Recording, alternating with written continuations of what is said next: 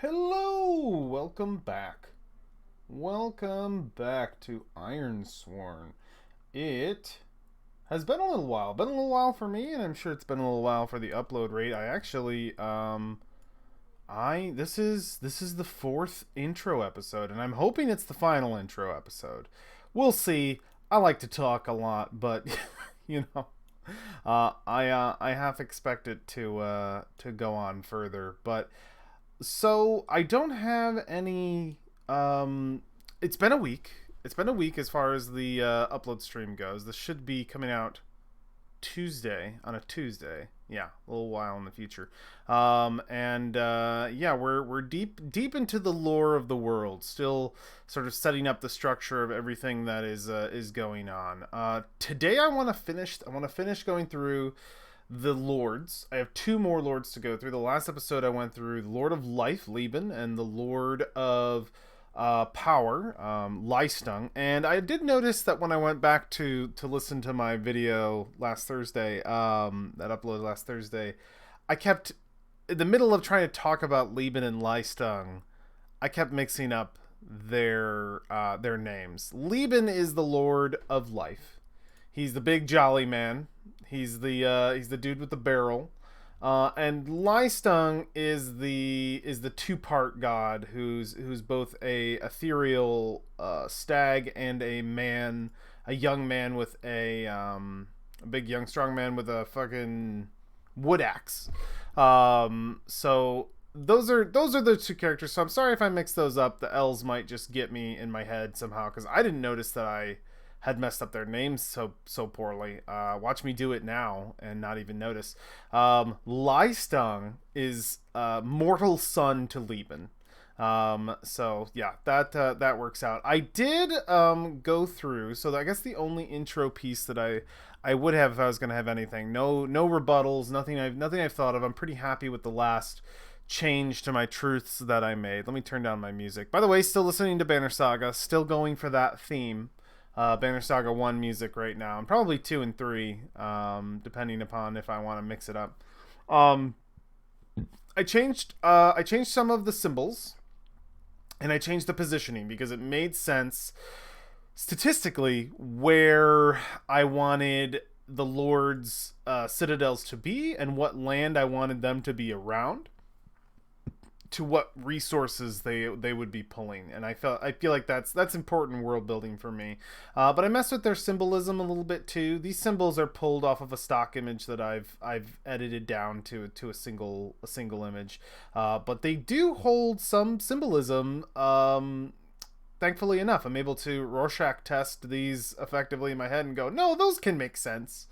So, and also I've left my other screen black over here because I have yet to use I dot or draw.io because we're not really playing yet, so I'm just gonna leave it down and not have extra programs open for me right now. Anyway, I've thrown these around a little bit. I think the last time we were on here I had cunning over here and allure over here. I've switched them up. I want allure to be in the swamp. I want cunning to be in the deep wilds, because for me that just sort of makes a little more sense to their like personality type kind of situation in my head. And just you can guess that just by going by allure and cunning. And I know allure. Why would allure be in the swamps? What is that? What does that have anything to do with it? Well, a swamp can be beautiful. A swamp can be very deceptively beautiful, which is why I'm interested in traveling into that. When I think swamp here, I'm not like gross mire. I'm thinking like Morrowind, almost like a little out there, a little wild, a little mystical, a little bit interesting. And then I like the idea of cunning being in the deep wilds, in the woods, in the sort of a good combatant, as it were, for the elves. And I'm not so much saying that the people of each citadel completely are defined by the lord whose citadel it is, but I'm just kind of keeping this in mind for theme wise, like where I could imagine. And I did make a mention that the gods don't really come down and aren't really a part of the world, and it is sort of a question if they exist or not. They're very low contact gods if they're not just myth. We don't really know. but I'm imagining that if they were, what would their choice area be? Where could I see these gods hanging out? What would their realm look like? So I think that's kind of a fun way to theme things together, and I think that adds some life to the world for sure. So yep, I moved stuff around. Life is up here. Leistung powers down here. So Lieben, Leistung. We've got oh goodness, I forget his oh. Switch these up. I forgot to flip the actual tiles that they were on. So yeah, Anson. Yep, Anson Greason. Is it Greason? Do I get it wrong like every time? I'm getting used to these names. It is effectively. Let me see. Cunning is Greason. Yeah, it's Greason. Weissen and Richter. So cool. We've kind of just moved our world around, situated it a little bit. It was a little bit chaotic last time, but we got it together. So for this session, I just want to get through the 2 remaining lords that I have filtered out, kind of talk a little bit about the 2 I haven't and my ideas behind them. And then I think I would like to go through, if we still have time after that, and hopefully we do, to be able to close it out. I got about good 50 minutes here. So I would like to go through and make a decision on exactly what each of these citadels provide. Just a very, I don't want to go crazy into the citadel detail. I think I'd like to see that evolve through the game, but I would like to solidify each citadel's resource, which I have most of them down, but I want to confirm that I'm doing that right. And I think we're going to actually peel open the PDF to see what those 6 resources that it mentioned at the beginning of Ironsworn were, and maybe just assign those and get those assigned. And hopefully that'll probably take up the rest of our time, and we should be able to actually begin with the game the following episode and talk about my character and get in their inciting vow and get started. And I know this intro process has taken a while. These episodes come out Tuesdays and Thursdays, so it's a little bit slow.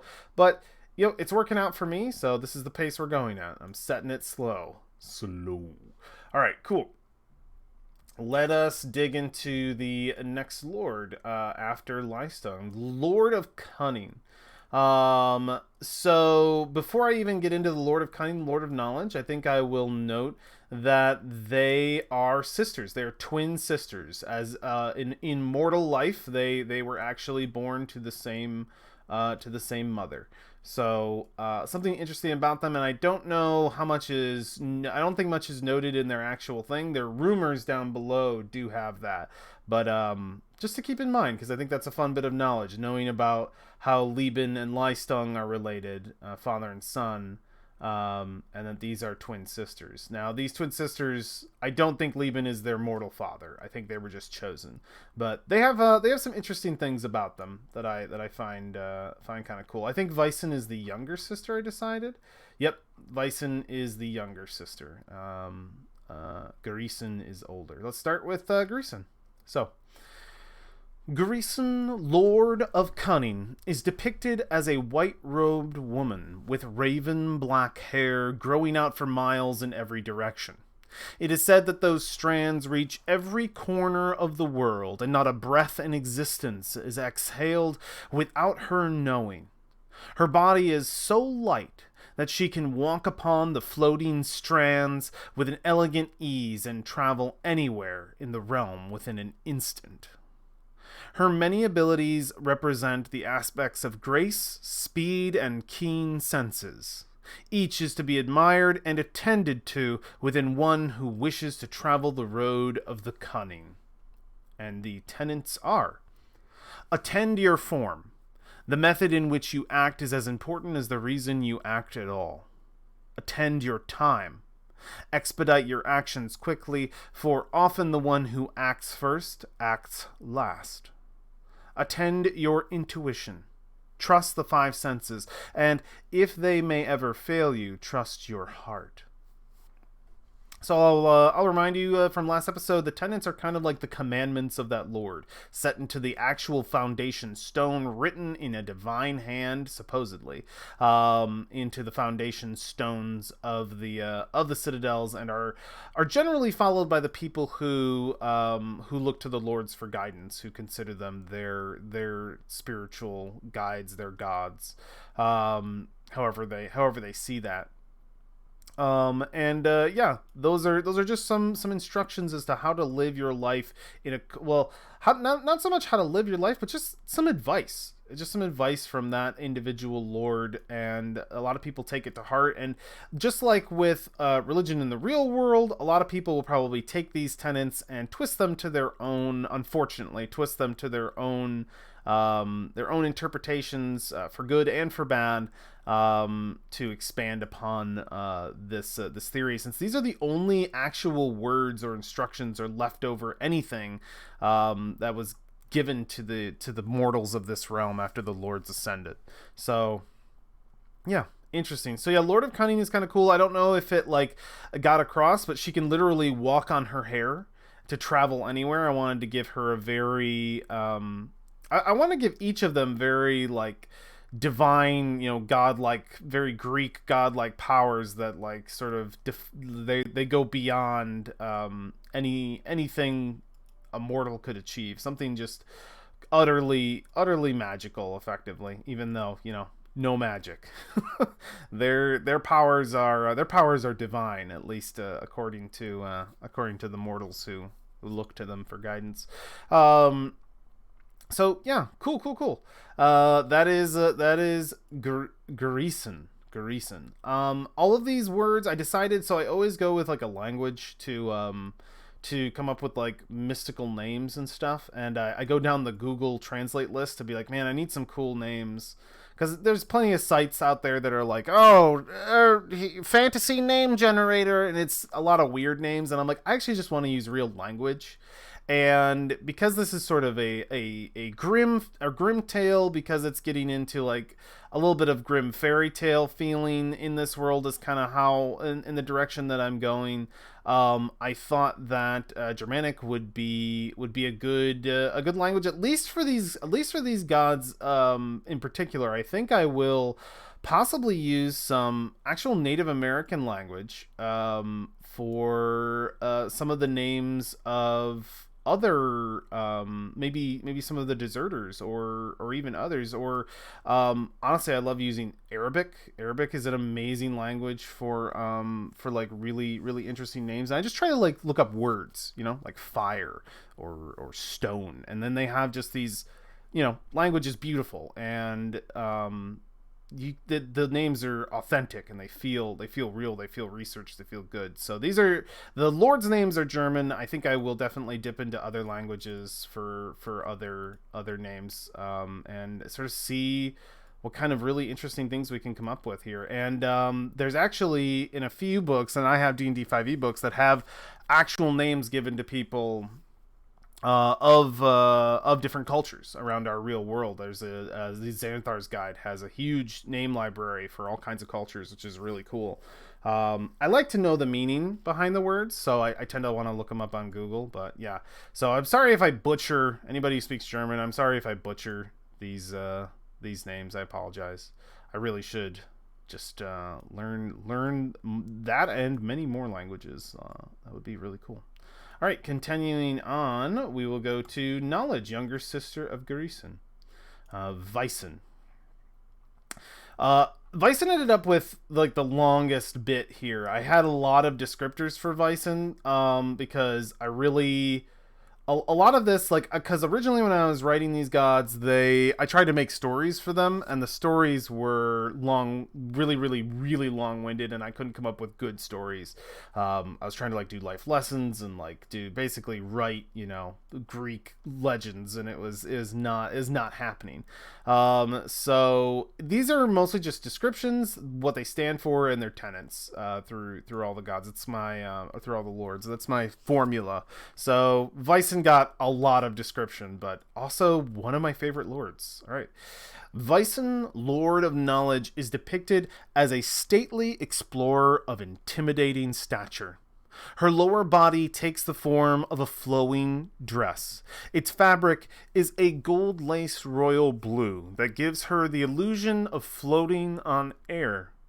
She's often seen on the bow of a ship, searching out into the unknown with a long brass spyglass. Her golden hair is said to be of the sky, shining almost as bright as the rune-carved steel corset that she dons over her vibrant dress, the tail of which curls into 1,000 scrolls of truth. As she sails the skies, it is said that the scrolls peel off and drift down to the earth below. Choosing never to speak, her many observations can only be passed on to her followers through her 1,000 scrolls hidden throughout existence. For this reason, she has also come to be known as the Lord of Secrets. Vysen epitomizes brilliance, representing innovation, learning, and lore-keeping. Only with an open mind can one truly understand these aspects within oneself and attain the secrets of knowledge. The tenets of Vysen. Attain the secrets of technology. With the right tools, no task is impossible. Attain the secrets of understanding. With an open mind, no concept is alien. Attend the secrets of antiquity. With respect to what once was, no future is unforeseen. And those are Vysen's tenets. And I did sort of a few things about her before we continue on. I did model, so we already know of the halls of understanding, the halls of antiquity. I did model the actual sort of institutes within Citadel Vysen after this. So there will be a hall of technology as well. So these are all like the schools that exist inside. I thought that would be cool. So halls of antiquity are about, keeping history. That's where the lore keeping is. Halls of understanding is probably more of like innovation in the way of just general knowledge of the present and what we currently understand and don't yet, and learning more effectively, more of the present. It's almost like future with technology, present with understanding, and past with antiquity, which is interesting in itself. And then, technology would be make them the use of iron, I imagine, the creation of new things to combat the dangers of the wilderness and of the wastes, and the survival of the people of the enclosure. So some interesting notes that I wasn't able to really just shove in here, but a rumor. Her rune-carved steel corset represents her resistance to magic, or it would be an iron corset, effectively. But it's steel in that it's refined iron, I guess. And that is, Vysen is basically the Lord of Anti-Mag. Like, she wears that to protect her from the evils of the arcane, as a representation of and to the people of the enclosure, that iron is what she provides. Iron as a material, and iron is what resists magic. And it's a situation of, to understand magic, we have to know how to defend ourselves from it. And to better understand it is to defeat it effectively. So I think magic is definitely studied in the halls of Citadel Vysen, but it is probably studied in a more it was never actually practiced. It's only tried and true to be understood. So it would be, they'd probably have books and stuff, but it would only be allowed to like certain archivists, people who are trusted, to not use that arcane knowledge that they've probably sort of dug up from the earth in some way or another, and to understand it for the betterment of all around it, to defeat it, but we'll see. Maybe there's some knowledge they know about the arcane. Maybe the arcane does have some good side to it, and they're keeping that under wraps. Who knows what kind of like creepy, crazy stuff could be happening in the background, because they are kind of, we've already established that the citadels are a little sketchy. We're not sure how much to trust the quote unquote empire, though they're not mustache twirly empire. They're kind of half and half. We're not really sure. Well, who's good, what's evil, is authority right? I love those playing on those ideas. So the other thing, her truth scrolls, really cool thing, and I actually you'll note when I show my character, I've actually entwined a truth scroll into my inciting vow. So my truth scrolls are effectively my elder scrolls. I've literally put elder scrolls into my game. I thought it would be really cool when I was writing this character. It just sort of came out and I was like, "Oh yeah, fuck yeah.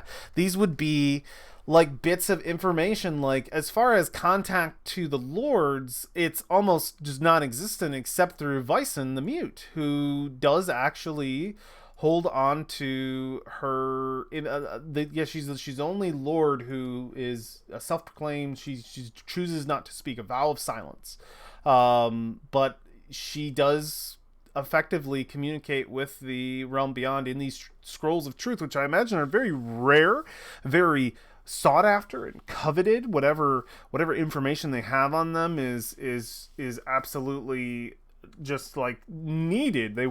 People here are starving for that information. Well, what do the lords command? Like, what does Vyson tell us, the Lord of Knowledge?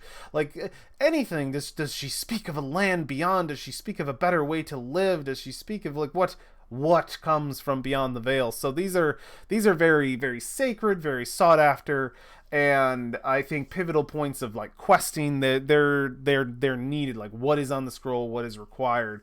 And yeah, my inciting vow, my character right now is that I've decided is he's after one of these that was in transit and got lost. So we'll detail that more when we advance to that part. But yeah, that is Vyson. And yeah, I think I love the idea of the scrolls of truth being somewhere about. Like, I feel like that's a really good just hook for different things. Like, anytime we need an item of importance or something like that, scroll of truth might be on there. But like, deciding what the scroll says is interesting. And in my head, when a scroll of truth is found, it's never unraveled, because there might be even a fear of like, very much like Elder Scroll, like if somebody reads it and they don't know what they're doing, their mind could like explode or some shit, who knows. So they're all just like sent to Citadel Vyson via caravan, and sometimes those things need to be protected. Sometimes there's, it's like we can't let anything happen. We can't let some, it could be thieves, could be anybody going after this thing. So yeah, it's some interesting aspects. I think it's easy to tell that I put a lot of thought into Vyson. I did so I made Vyson Lord of Secrets. Greason also definitely would fall under that, but I think that's why I made them twins. They have some similar aspects. Greason gathers information, but in their own way, more through rumor, more through knowing other people's secrets effectively. But I think it's just in a different way. They have similar aspects to one another, cunning and knowledge, and just those two aspects, just as the words are similar, being cunning or being knowledgeable, could be considered very, very similar, if not the same. So I feel like I've made enough difference about them. I feel like Greason is much more involved in the rumors and the culture of the world at hand, very much like integrated into the people, while Vyson is a little more distant. Even though they are communicating through those scrolls, their knowledge is not exactly pertaining to the people. It's pertaining to general knowledge of the past, the present, and the future kind of thing. So it's interesting. This is more like, how well do you know like the people, like the call, like what are the secrets and the rumors of people, like what are the and also Greason gets into just being overall effectively a spy, an assassin. Very much this is the dexterity stat lord. But yeah, I think they have interesting aspects with each other that play on each other enough that twins make sense. I did with the last two guys. Moving on, I did switch Allure and Judgment's symbols. I switched their symbols, and it made sense to me effectively to switch it. I kind of have an idea of what each symbol like means. I have here is the for Lord of Life, just to sort of go over them. Lord of Life, he's got that barrel. I'm seeing the barrel in here, like just this square top, and the eye. I'm still thinking about like what that means effectively. If it has anything to it, or if I could make it something else. Lice, so that was for Lieben. Liestung has the horns, very much like the antlers, which makes sense to me, and I'm sure an axe can be seen somewhere in there.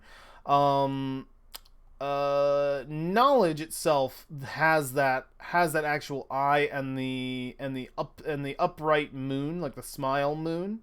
I don't quite know what this part is yet. It could be the mast of the ships that she's on, or something of the kind. But I like the eye in representing like knowledge, like the search for knowledge. This is the symbol that had like the most crap on it, the most like dashes and stuff, and I'm just imagining this is like the tuft of hair, effectively like spreading out, like the tendrils in all corners from Greason of cunning. And then she has the sad face moon, and I love that they have the up moon and the sad face just sort of symbolize their sisters, of some form, just like opposite, not exactly opposite sides of the coin, but just some similarity between those symbols was interesting. I know that Judgments is sort of the longest one, and in my head I'm thinking that Judgment has like a scythe is my first thing, and I know we're immediately going with death, but it makes sense. But he has a scythe. He's got the harvester situation, and I felt like this symbol was the closest, and I know it's upside down, and you can see it right side up here. But it is very much the scythe, and I'm imagining that fits him. I haven't gotten into Allure. I don't know what the symbol could mean or go with. I have no idea. We'll figure it out. If we don't, maybe it's just a symbol and I'll get over it, because these are hapdash put in because I needed something, and they're just working out so far. So Judgment and Allure. We have Richter, Lord of Judgment, and we have Ancien, Lord of Allure. I don't have a lot thought out for these two gods, but these two lords, but I do have some things in mind. I do know that I would like Richter, or sorry, it's Rishtar. I've been saying Richter. Rishtar. Wow. Rishtar. So I should actually pronounce that right. But Rishtar, I'm imagining an older man, fairly skinny. I'm imagining a Fu Manchu, just because I can't get that out of my head. There is a Fu Manchu, and they have a scythe. I don't know like what they wear, what clothes. I'm imagining they have, I don't know. I'm imagining they have robes of some kind, like judge robes, effectively, but like something cooler, like maybe just legit like some sorcerer robes kind of thing. But not a sorcerer. I want just like very like fancy robes in that sort of look, and I am imagining that they have this scythe. Like visually, that's how I see them, and I feel like Lord of Judgment, Rishtar, should be the oldest, absolutely the oldest lord, and I feel like they should be, I think obviously like the wisest. I think as well, like even Lieben, who gave Rishtar his immortality, gave him his power as he did the other lords, would look to Rishtar for counsel. And I'm imagining that he is very much like the grandfather, even though he's not the Odin figure. I feel like he is the Oracle figure, I feel like, at the very least. Not so much the Oracle. Oracle implies that he's like finding stuff out, but he is like, I think he is what his namesake. I mean, he is the Lord of Judgment. And I'm also imagining that, as far as, because I don't know what like material resource, but if there's a court of any kind, it's here. It's in Rishtar. You would be sent to Rishtar, and that's probably where prisons would be as well, if there were any to be held. There would be dungeons in the halls of judgment. Which makes sense to me. So that's kind of what I have in mind, and I haven't really built anything. I don't know what their tenets are. I kind of have to like probably take time off stream fully writing those, but I kind of want to see how they develop in the game, and see if I can get some like notes on them. Like even if I get bits, I doubt I'll get like a full written out situation like this out of the game, but I think I'll get enough extra information to maybe make some key decisions when I go to write these last two lords out fully. The Lord of Allure, I'm immediately imagining a very Peter Pan figure, very handsome male, and I think, or maybe ambiguous. Maybe we don't know, male or female. Maybe it can change. It doesn't. They're not withholden to that. Who knows? But I'm imagining a very Peter Pan figure, a very like bit of a devious side, for sure. Bit of a like a satyr kind of feeling. Like I'm imagining the pan flute. I'm imagining the ability of flight, for sure. I'm imagining just a very handsome, very attractive, no matter what gender they appear to be to a character, or to anybody who approaches them, or however they view them. And as far as like aspects of Allure, I'm definitely thinking like like you would go to the Citadel Anson. That's where like the Bard colleges are. That's where the story weavers are. That's where theater is. There's a lot of culture that comes from this lord in their citadel, from Allure. And I'm imagining like a lot of fabrics. Like in my head, it's very much like like if there was a place to go that is sort of culture, that you would go to have a party or have a celebration of any kind, you would look to Anson, as Anson or Lieben, I imagine, or just the two together, in any way, as a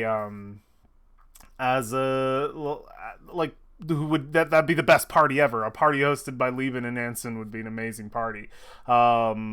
Anson would do the decorations. Lieben would bring the food and the beer. Oh God. And you know, they were immortal at one point. And honestly, in my head, I'm imagining Allure is the youngest, a teenager for sure. Just to sort of do that dual aspect of like, I would definitely think it would be a lord that the young could appreciate. They got the rebellious nature, for sure, going on, and the focus on art, the focus on college, the focus on things that are beautiful or pretty, and I think all that like fits in really well with the character. Not a lot of ideas on the look. Like that's all I can think of, is this very Peter Pan, gender fluid character that is interesting. Is sort of a breath of fresh air from the seriousness that is sort of coming from all the other lords. I like that, and I don't know. Maybe this symbol here is the pan flute. I know it's like a real big stretch, but like maybe it's the pan flute. Ooh, he's an archer. Just because of this arrow thing, he's an archer. Just gonna quick write that down. Archer, pan flute, flute, FL, flute? Flute? I don't know how to spell flute. Whatever. How do you spell oh, there it is. Okay, FLUTE. Pan flute, Peter Pan, gender fluid. Yeah. I won't forget it. Immediately interesting. Now I'm imagining him as an archer. And he is really close to Lystung, so perhaps he has some level of the hunt kind of situation. Interesting. I don't think so. I know these two are sisters. These two are sisters, between Grisen and Weisen. Lieben is father to Lystung. I think Rishtar and Ancien are in no way, their mortal lives were separate from these others. They are not related. So yeah, Weisen and Grisen are they're just twins but they're not in any way related to Lieben and Lystung. These are two separate sort of family lines here, as far as their mortal lives are considered, or what the tales say of their mortal lives. And Rishtar is just an old man that was gifted this power, and same Ancien is a young man. Yeah, old and young too. We have like super old and super young. Man, this Pantheon's turning out really cool, guys. Like I know, like from from the perspective of listening, and I drone on forever about this, but like this is a part of my writing process, and there's some points where I get really excited. This is one of those points, just thinking about what that is, just doing that little bit of brainstorming. This is a cool pantheon. Like, I'm into it. It's why I don't want them to be super for the Citadels to feel super bad. I want them to feel like places they can go. I want people to play and be able to, when I GM it, be able to want to go to the Citadels and have the Citadels be a main part and have this even if they don't believe in it. I know a lot of people play characters and immediately it takes a rare player to want to engage in anything religious. You have to, like, it's usually one character and it's very specific, but I want to intrigue my players to at the very least consider which lord they're born under, regardless of if they are if they care or believe in any of it. But I would love to see engagement in this pantheon. And if they don't, even if they don't, I feel like this pantheon will frame the world, which I think is how that should work. I don't want to force it down anyone's throat to be like, oh, you guys should all play clerics and yeah, they don't have to. But I feel like a good pantheon can frame a world really well, having these solid gods. And this is a cool pantheon. We have father, son, twin sisters, old and young.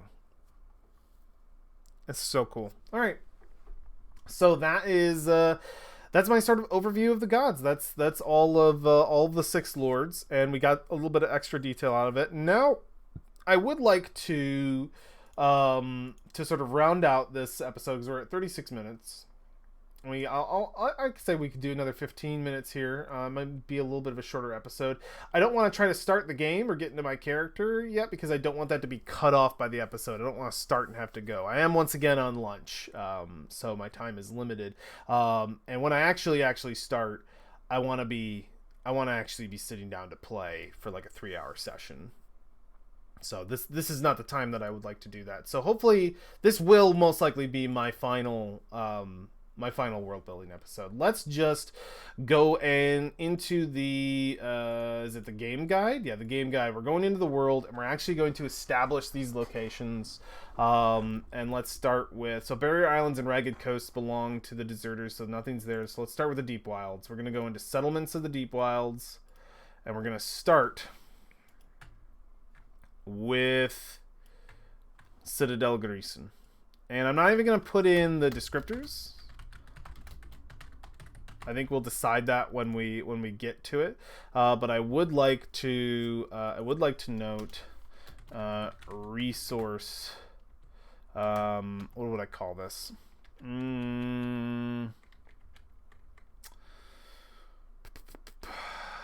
What is resource? I don't just want to say resource. There's got to be a better way to phrase that. I'll just say resources. Honestly, I don't have to go crazy with it. I think resources make sense. Commodity. Yeah, commodity makes more sense. Commodity and resources. Okay, cool. Commodities. I'll just, you know what, honestly, main resource.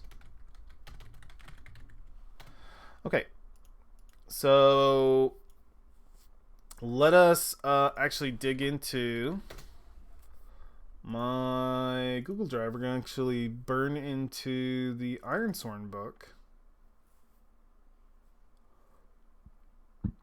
and get into those elements. And I know they're in here somewhere. They were in here pretty early, and I should have wrote them down. I'm actually going to see if I can search wood. See if maybe I can find the word wood. Wood, stone, and thatch. Here we go. Perfect. Iron, grain, wood, livestock, wool, and coal. These are basic goods. So let's actually copy that bad boy down. I'm going to open a notepad. These all make sense. So these are very, very baseline. So I know that grain is going to be, so like just having this out, I know that iron is going to be Weissen. It's Weissen. but I'm spelling it as I read it. Grain is going to be Lieben. I know who Wool is for sure. It's going to be... these are almost just fitting in really easy. So it's mostly just going to be me taking the time to write them in. Wood is 100% going to be... yeah, wood is going to be... Leistung. Interesting. All right. Well, wool is going to be. Let me move over so I can see the name. Wool is going to be Ancien. Yeah, because I immediately was like he would make cloth. Livestock.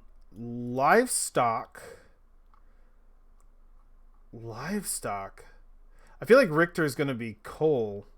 I think livestock's going to end up being Garrison in the deep wilds. Interesting. I don't know like how well that makes sense, but they do have access to the Tempest Hills, which would also be a place I think they could find livestock. Stunted forests, howling winds, mist-shrouded waterfalls, mining settlements, which would be more for Weissen. Nomad encampments on high plateaus, Ironlander caravans hauling bounties of ore, wary giants keeping their distance, and mammoths grazing in alpine meadows. Yeah, I feel like livestock makes sense. So going to where they are, though, deep wilds, unbroken woodland, thick canopy, lingering fog, constant rains, elves ever watchful, which makes sense, ancient trees, streams, skittering growls from out in the mist. It makes more sense for livestock to be coming from the havens, but Lieben has to have that, like, to grow food. They can't grow food with a thick canopy. Like, there's no sun out there. So I feel like Garrison probably uses... I mean, there's got to be... For animals to exist in the wood, there has to be a decent enough...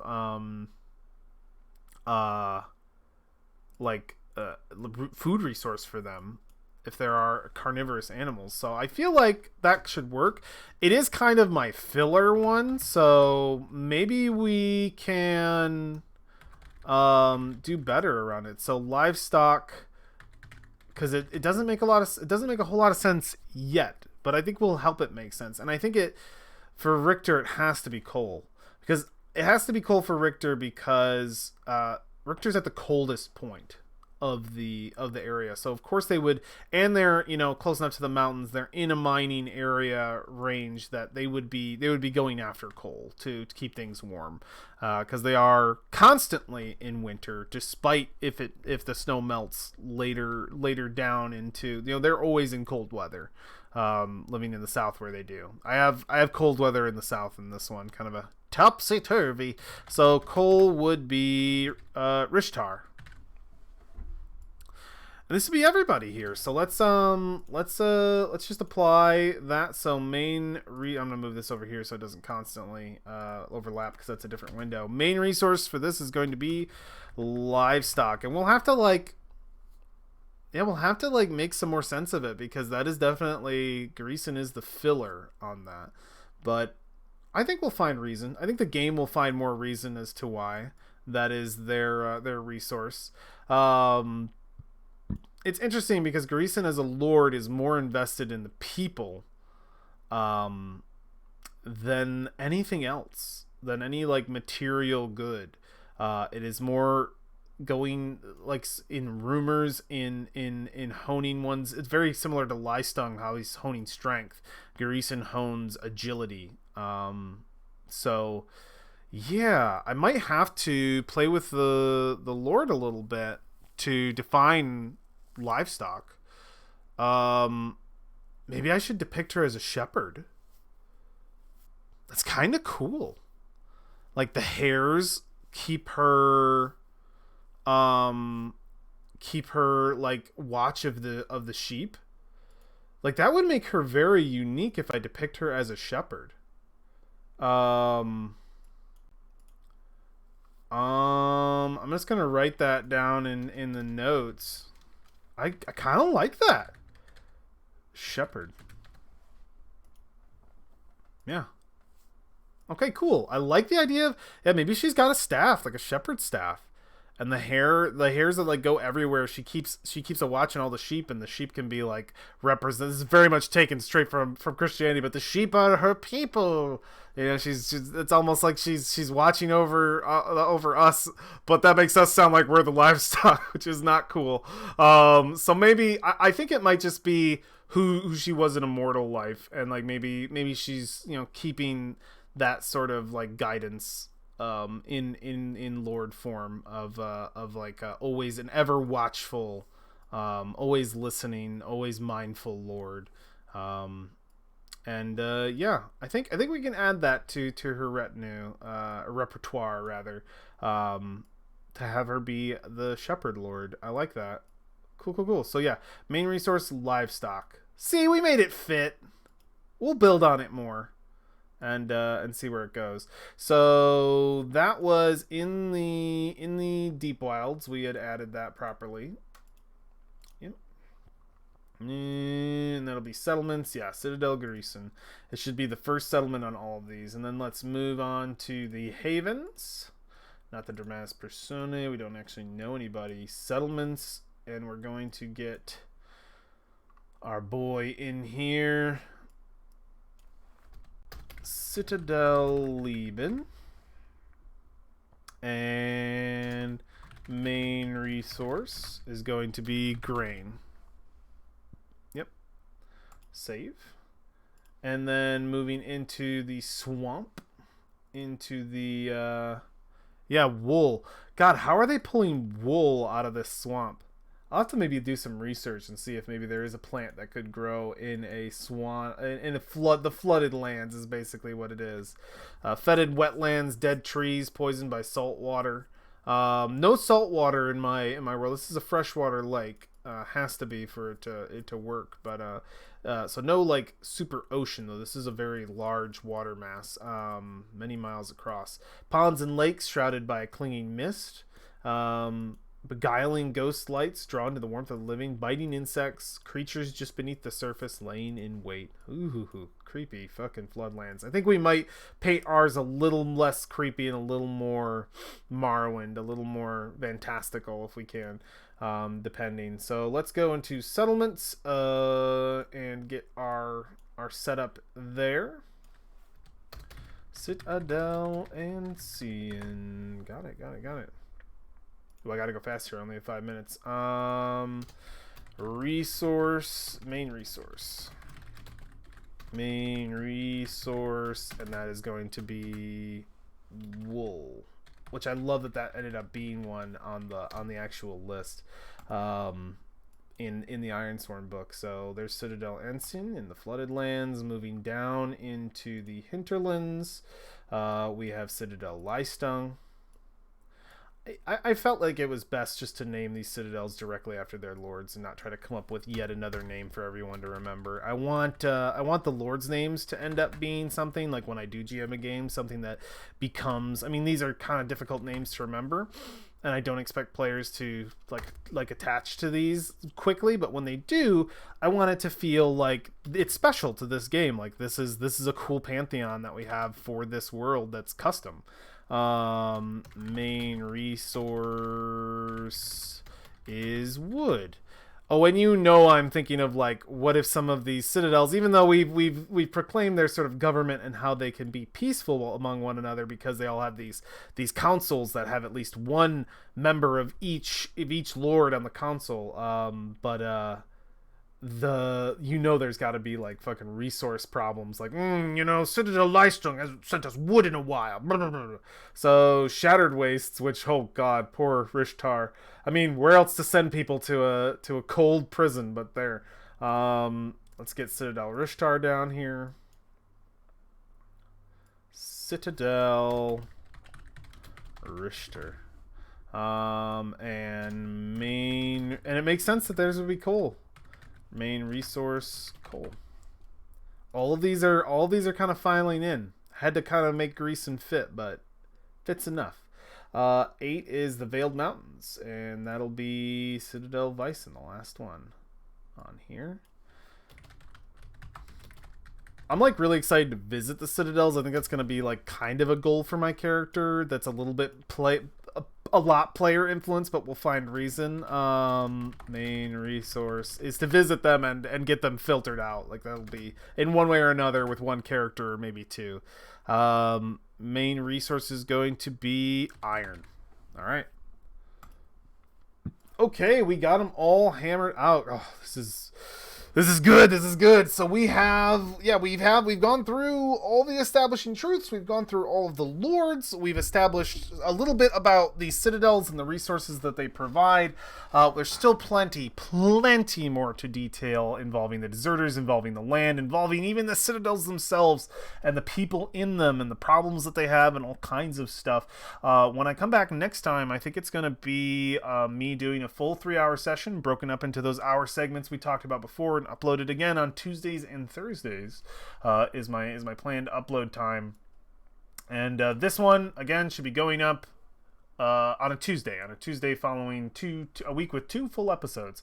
And the next one coming out, should be the first part of my of me actually starting the game. I'm going to go over my character, and we're going to jump into their inciting vow, their background vow, all those bits, and then we're probably just going to jump right into their inciting vow and start some gameplay and see where we get, see what kind of writing we can get, all kinds of stuff. I will note, and I'll probably go over this again since I only have a little bit of time left here. I'm hoping to get very short stories out of these characters. I'm not looking for characters that will retire early, so I might actually alter the bond rules to be a little more forgiving, to let them make that retirement move earlier, like maybe 2 ticks or maybe even a full mark when I make a bond, just so that I only want these characters to last, like, I'm thinking like under 5 vows, you know, like I want them to be short stories. I don't want them to be long-winded, like going on with the character forever, because I kind of struggled with Boss with that. Felt like he needed his story to end a little earlier than it did, and he kind of felt like he just kept going. Though I love Boss. I want to give him a finish someday, but yeah, with these, I'm gonna try to keep them short and sweet, and see what we can do. We might just do like 2, 3, maybe 4 or 5 vows per character, and just see what we can get out of that and where they can go and what stories they can tell. And we'll begin next session going into Alan Rishtar, whose last name is that of Citadel Rishtar because he was born there, and some people take the last name of the lord they were born under. So my character did. We'll get more into that when we get into Alan Rishtar. It'll be cool. I thought of his name as Alan Richter, but Rishtar's cool. I like it. All right, that is the whole kit and caboodle. I will catch you next time for more Ironsworn. Take care, everybody. Bye.